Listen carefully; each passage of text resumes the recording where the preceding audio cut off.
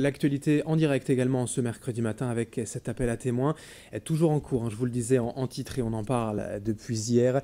Cet accident de la circulation survenu dimanche soir vers 22h40 à Hellem, à l'intersection des rues Jules Guesde et Fénelon, une voiturette sans permis a été percutée par une Citroën C3 blanche, une Citroën de société.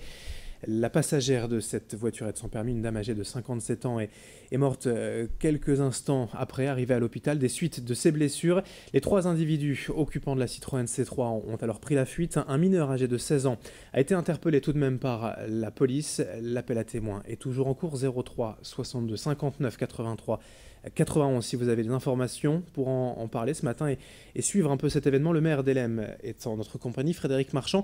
Quels sont les derniers éléments dont vous disposez ce mercredi matin ? Les derniers éléments dont je dispose sont ceux que vous avez en votre possession, à savoir effectivement qu'un adolescent a été arrêté par les services de police et que la police est toujours à la recherche des 2 autres personnes qui étaient dans cette voiture et qui ont pris la fuite. Alors ce qui devrait quand même être facilité par le fait que cette voiture n'a pas été signalée comme volée. Ils l'ont abandonnée sur place, les plaques d'immatriculation donc étaient visibles. On espère que ça ira vite. On espère, et j'espère à titre personnel, que les choses iront très très très vite. J'ai d'ailleurs moi saisi dès lundi matin, dès la connaissance de cette chose horrible, les services de police et le procureur de la République pour que vraiment tous les moyens soient mis en œuvre pour qu'on puisse arrêter sans délai ces 3 personnes qui ont brisé la vie d'une famille.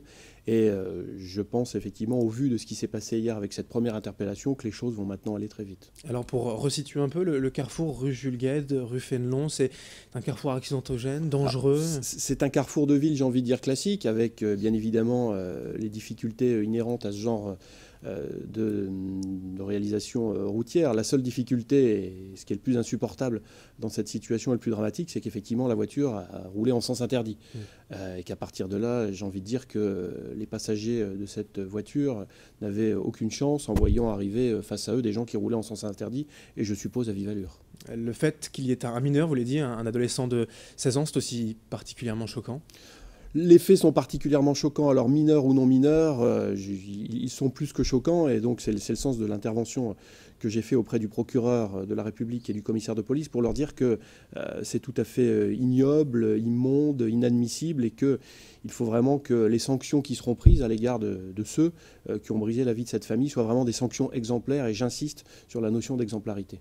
Quelles sont-elles ces sanctions que prévoit la loi, vous le savez ? Eh bien, la loi prévoit différents types de sanctions, qu'il s'agisse du conducteur ou qu'il s'agisse des passagers, puisque ayant pris la fuite, oui, la non-assistance à personne en danger, je suppose, sera retenue, l'infraction au code de la route sera retenue, l'état du véhicule, je n'en sais pas plus, mais peut-être que des choses seront là aussi retenues, l'homicide involontaire, donc on a là une succession de faits qui, eh bien, je crois, nécessitent qu'une sanction exemplaire soit prise.